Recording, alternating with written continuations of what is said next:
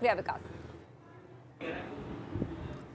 और अब एक बड़ी खबर आ रही है, खटाई में पड़ सकता है डॉपलर रडार का मामला। लैंसडाउन में रक्षा विभाग को अब तक जमीन नहीं मिली है।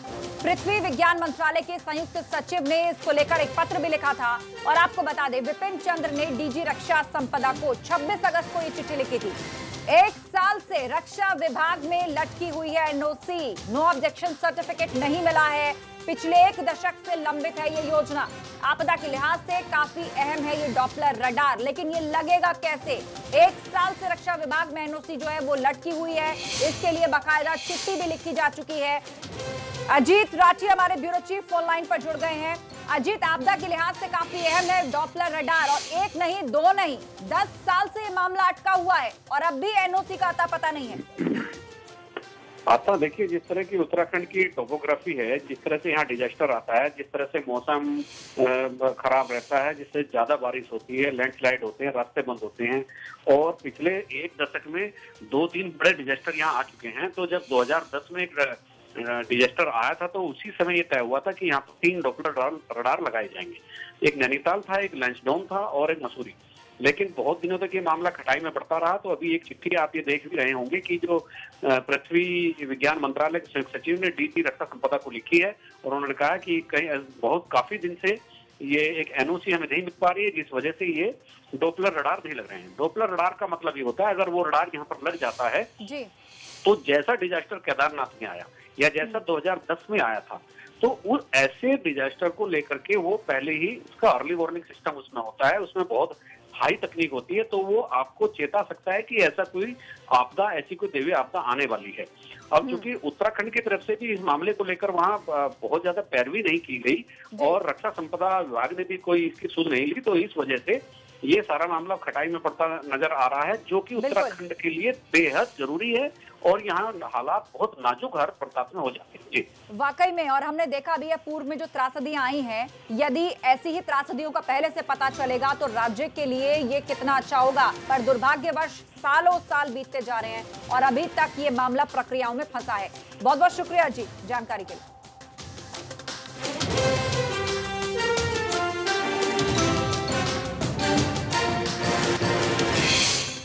उधर प्रधानमंत्री नरेंद्र मोदी ने एक बार फिर से वीडियो कॉन्फ्रेंसिंग के जरिए केदारनाथ धाम के पुनर्निर्माण कामों की समीक्षा की है। केदारनाथ धाम की तर्ज पर अब बद्रीनाथ धाम को भी विकसित किया जाएगा।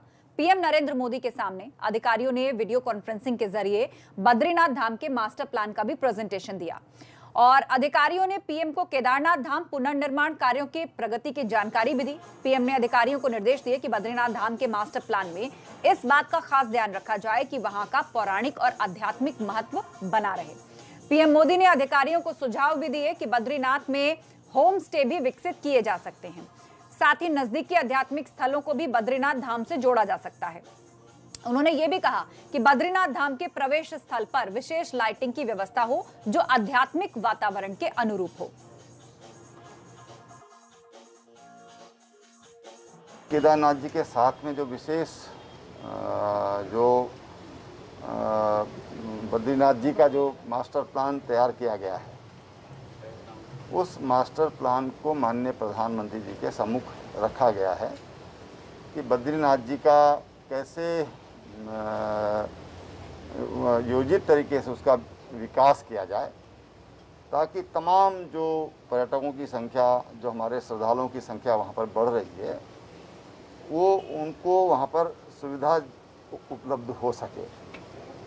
बद्रीनाथ जी का जो सांस्कृतिक और धार्मिक वातावरण है, वो कैसे सुरक्षित रखते हुए हम उसका विकास करें, ये माननीय प्रधानमंत्री जी ने कहा है।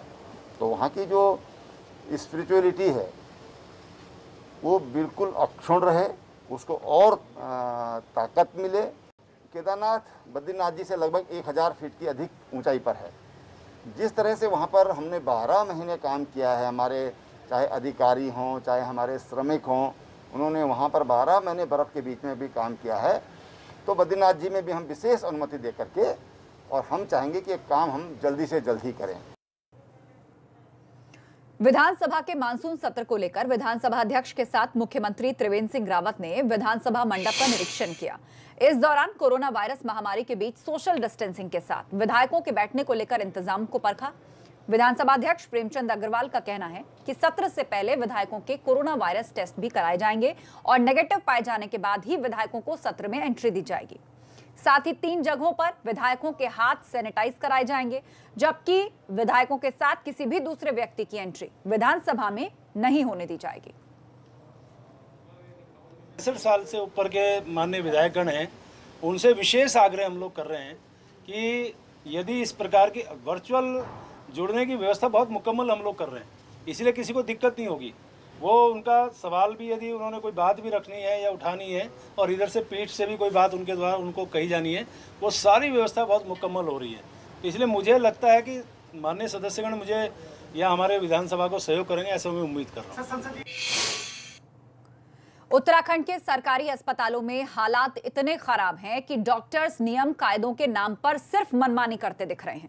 काशीपुर में एक सीआरपीएफ कांस्टेबल अपनी पत्नी का एंटीजन टेस्ट कराने पहुंचा था, लेकिन डॉक्टर्स उसे सिर्फ घुमाते रहे। एक सिपाही छुट्टी लेकर आता है अपनी पत्नी के इलाज के लिए और उसको तंग किया जाता है स्कूल में।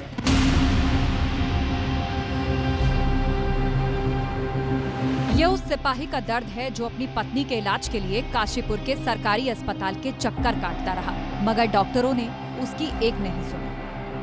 सर ये बहुत ज्यादा परेशान करते हैं। सिपाही की पत्नी का लिवर ट्रांसप्लांट होना है, जिसके लिए डॉक्टर महिला की कोविड-19 रिपोर्ट मांग रहे हैं, लेकिन सरकारी अस्पताल महिला की कोविड जांच करने में आनाकानी करते रहे।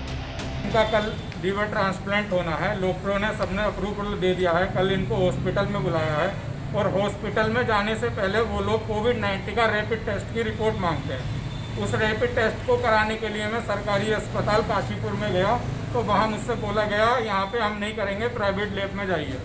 वहाँ से मुझे एक लैब का नंबर देकर मुझे भेज दिया गया और वह जब मैं उस लैब में गया, पैथकाइंड लैब में जब मैं गया तो वहाँ से बोला कि यहाँ पे रैपिड टेस्ट या कोरोना टेस्ट नहीं होते हैं, ये केवल सरकारी अस्पताल में होते हैं, आप सरकारी अस्पताल में जाइए। फिर मैं सरकारी अस्पताल में गया, डॉक्टरों से मिला, सब मेरे को घुमाते रहे। अनूप सिंह सीआरपीएफ में कांस्टेबल के पद पर तैनात हैं। फिलहाल श्रीनगर में उनकी तैनाती है। पत्नी के इलाज के लिए वो बड़ी मुश्किल से छुट्टी लेकर आए थे। कोरोना नोडल अधिकारी ने महिला का एंटीजन टेस्ट का आदेश भी दिया, लेकिन सरकारी अस्पताल के डॉक्टरों की मनमानी जारी रही। एक डॉक्टर सर हैं अमरजीत सर, उन्होंने बोला कि ठीक है हम करा देते हैं। जब उन्होंने लिख के दे दिया तो वहाँ के हॉस्पिटल के स्टाफ ने बोला कि हम आपका टेस्ट नहीं करेंगे। और उसके बाद में फिर जब मैं रूम नंबर 6 में सीनियर डॉक्टर के पास गया, वो बोले कि हम ऑन डिमांड पे टेस्ट नहीं करते हैं, आपकी मिसेज को कुछ भी हो जाए हमें इससे कोई फर्क नहीं पड़ता है, मरे या जिए, हम आपकी मिसेज का टेस्ट नहीं करेंगे। अनूप सिंह ने अपना दर्द एबीपी गंगा की टीम को बताया। जब हमने इस बारे में सीनियर डॉक्टर से बात की तो वो महिला का टेस्ट कराने के लिए राजी हो गए। आखिरकार महिला का सैंपल ले लिया गया।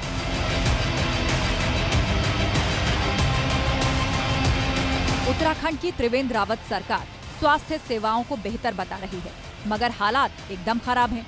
आप खुद सोचिए, एक सिपाही जो देश के लिए सेवा दे रहा है, उसके साथ डॉक्टरों का ये रवैया है, फिर आम आदमी के साथ कैसा बर्ताव होता होगा। काशीपुर से विकास गुप्ता की रिपोर्ट, एबीपी गंगा।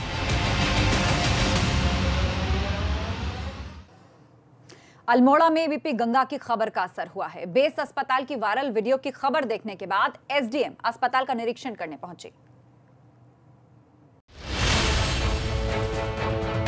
दवा के नाम पे यहाँ कुछ नहीं दिया जा रहा है और खाने के नाम पे आप ये देख ले, सुबह का शाम का सुबह दिया जा रहा है। अल्मोड़ा में सोशल मीडिया पर वायरल हुए इस वीडियो में लोग बासी भोजन परोसे जाने की शिकायत कर रहे हैं। लोगों की शिकायत है कि बेस हॉस्पिटल में घटिया और बासी भोजन परोसा जा रहा है। लोगों ने बाकायदा इसका एक वीडियो भी बना लिया। सुबह जो हम लोगों को खाना मिला, वो खाना अभी भी इन्होंने सेम वही खाना दिया है हम लोगों को। तो सारे कोविड वार्ड वालों ने अपना सारा खाना यहाँ फेंक दिया है, क्योंकि उनमें से भी 1-2 लोगों को उल्टी भी हो गई है और उस खाने में से कुछ खाने में बदबू भी आ रही है। यहाँ बच्ची भी, एक छोटी बच्ची भी है जिसको भी ये खाना दिया गया है। एबीपी गंगा पर खबर देखने के बाद प्रशासन हरकत में आया। सीएमओ और एसडीएम बेस अस्पताल का निरीक्षण करने पहुंची। एसडीएम का कहना है कि जांच रिपोर्ट डीएम को भेजी जाएगी। अभी कुछ पैकेट यहाँ पर जो फेंके हुए थे उस पैकेट को हम लोगों ने चेक कर रखा है, तो क्योंकि अभी जाके तो अंदाज़ा नहीं आएगा कि खाना कितने दिन पुराना है खाना। बाकी निरीक्षण कर रहे हैं और अगर कंप्लेन सही पाई जाती है तो फिर इसकी रिपोर्ट प्रेषित कर दी जाएगी।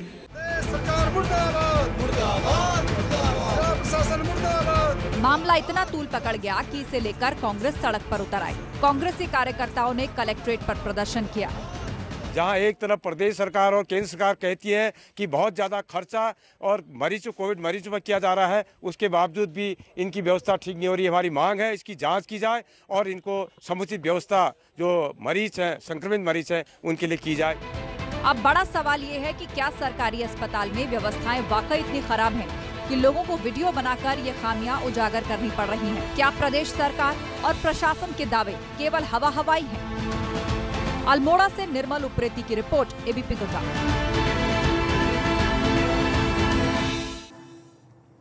अगली खबर का रुख करते हैं। पिथौरागढ़ की गुंजी में तैनात 40 जवान कोरोना संक्रमित मिले हैं, जिन्हें गुंजी के लोक निर्माण विभाग, कुमाऊं मंडल विकास निगम के विश्राम गृहों में क्वारंटीन किया गया है। क्वारंटीन सेंटर्स में जिला अस्पताल के साथ मिलिट्री हॉस्पिटल के डॉक्टर्स ने भी दौरा किया है और पूरी व्यवस्था का ध्यान रखा जा रहा है। बॉर्डर पर तैनात जवान कोरोना पॉजिटिव आए हैं। 40 जवानों में कोरोना की पुष्टि हुई है। सभी जवानों को क्वारंटीन कर दिया गया है।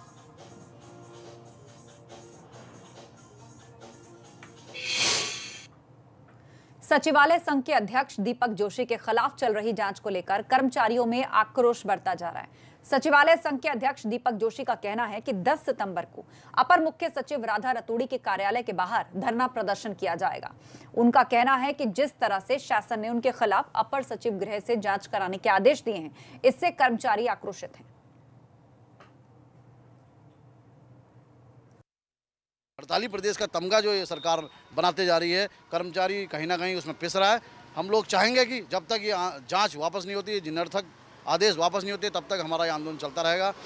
मैं कल व्यक्तिगत रूप से ACS SAD जिसके द्वारा ये आदेश निकाला गया था, जिनके द्वारा, उनके कार्यालय के बाहर बैठूंगा और उनसे पूछूंगा कि किस कंडीशन में, किस नियम के तहत ये कागज निकाले गए हैं।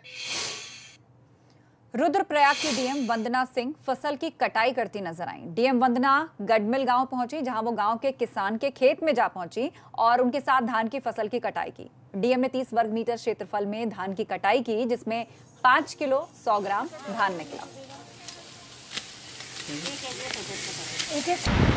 तो डीएम ने किस तरह धान की फसल काटी? वंदना सिंह रुद्रप्रयाग की डीएम है और अचानक ही वो किसानों के बीच में पहुंच गई और वहां पर कुछ जो किसान थे वो धान की फसल काट रहे थे, तो डीएम भी उनमें शामिल हो गई। उन्होंने भी धान की फसल काटी।